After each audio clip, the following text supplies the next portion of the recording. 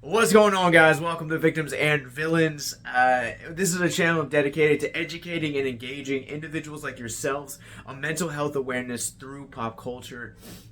My name's Captain Nostalgia. I'm a writer, podcaster, and the director of our film festival entitled Horrific Hope. If you would like more information about who we are, what we do, how to support us, more podcasts, more movie reviews like this, and links to all of our social medias, links are going to be in the descriptions below, as well as links to our mental health resource library and how to enter in your nightmares, whether they're shorts, features, or screenplays, to our next year, to our next season of Horrific Hope Film Festival. If you couldn't tell from the intro, we're going to be talking about Beavis and Butthead Do the Universe in this review. So the iconic MTV slacker duo return again, and this movie's kind of a little bit hard to describe without jumping into spoilers, so bear with me. Eventually, Beavis and Butthead get in trouble in the beginning of the film and get sentenced to 8 weeks in space camp, and while in space camp, they get mistaken for geniuses and essentially go into a NASA flight and end up time traveling to our time now and get hunted by the leader of the space station program, who's now running a re-election campaign to be senator of Texas. I think that's right. I think all that's right. I'm gonna say this: the first thing that I truly did have an amazingly fun time with this movie. I think it was well worth the wait. Mike Judge coming back to these characters really feels like a labor of love. We're in this weird era of like nostalgia where you're getting some projects that really are fun, and then you get other projects that are kind of just feel like a cash grab. Matrix! But this movie doesn't feel like that one bit, and my biggest problem with this movie is the fact that there are elements of it that just feel like recycled plot lines from Beavis and Butthead Do America. They're very far and few between, and these are characters that you kind of can't really do a whole lot with. I'm also speaking as someone that necessarily wasn't a huge fan of the original series and comics, but I love Beavis and Butthead Do America, and I feel like that's kind of how I feel about Beavis and Butthead Do the Universe. I think this movie is a lot of fun. It pokes a lot of fun satire and commentaries and things. Beavis and Butthead in college in modern day is probably one of the funniest things I think that I've seen this year and could possibly see for the entire year. Bringing in the element of time travel and the sci-fi elements of it really makes this refreshing, where originally Beavis and Butthead, it feels like just an animated stoner comedy, and this time around when you bring that sci-fi twist, it feels refreshing and it really works.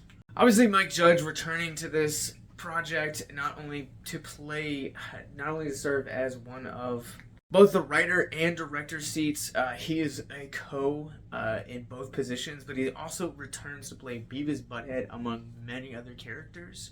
Andrea Savage also plays kind of like what I would say the villain of the movie is in Serena Ryan for the 1990s portion of the film. She is the head of the space commander that sees the quote genius in the duo, and then she kind of plays the vengeful politician in the future / present day setting.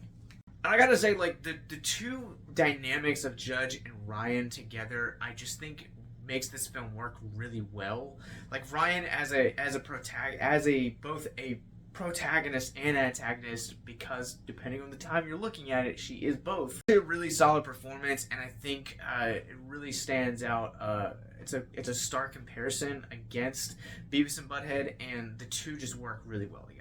Getting back into Judge, whether he's being a writer, whether he's a director, whether or not he's a voice actor, all of that skill and that talent translates to a truly unforgettable film that is kind of a great entry point to anyone that may have not have ever heard or doesn't know about the series of Beavis and Butthead, I think this is a great entry point into these characters and kind of their personalities, but also at the same time, it is bringing them into a modern sense and kind of using them as both satire and commentary is genius.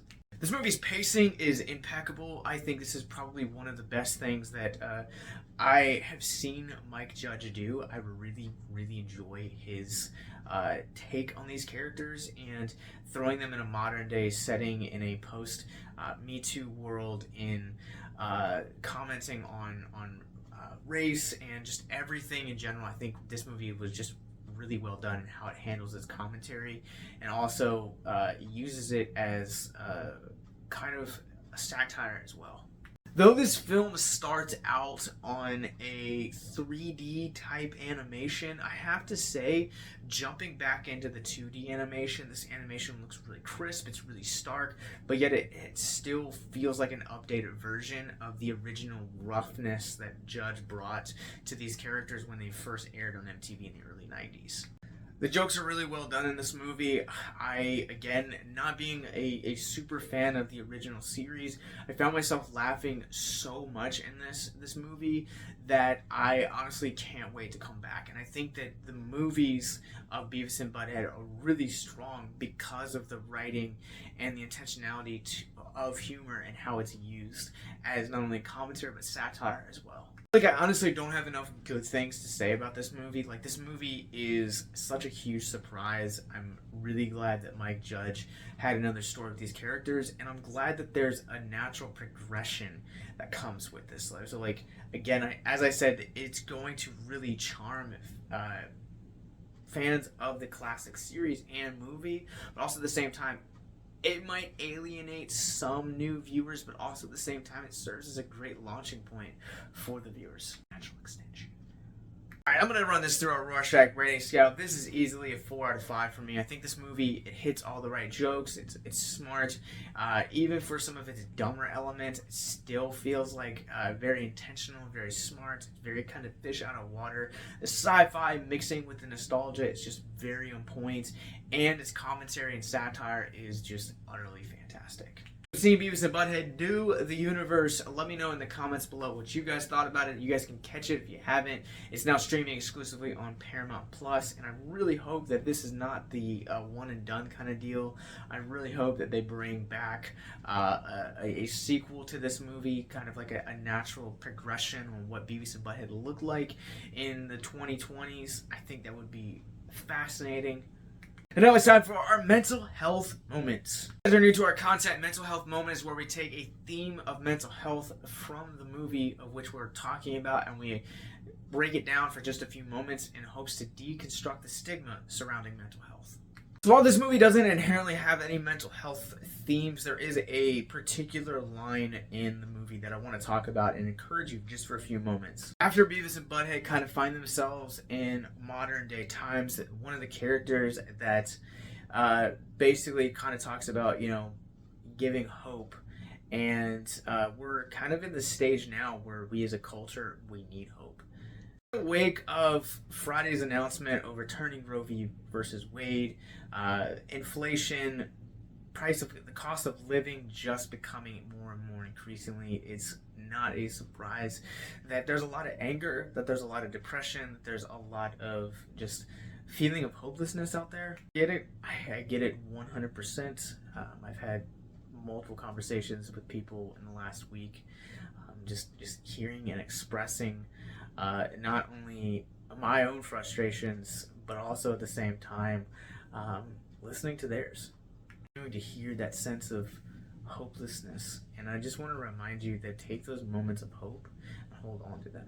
So far and few between, like the character in Beavis and Butthead do the universe say, they're like nuggets of hope, and in today's era we need nuggets of hope. That line in this movie, in the midst of all of everything that's going on, it's such a stark throwaway line, but it's this like nugget of just wisdom that this movie gives. And if I can encourage anything and anyone, not only to watch this movie and just to escape for an hour and a half, but I want to encourage this also is just to hold on to the hope that you currently have, whatever that looks like for you. Hope comes in many different shapes and sizes, but at the end of the day, hope is a natural, something natural that really helps our mental health and helps us see tomorrow.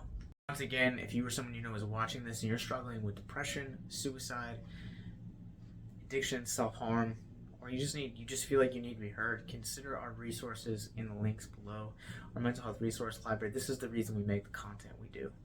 We want to encourage you, remind you that you're not alone and that you do have hope and that you are beautiful exactly where you are right now.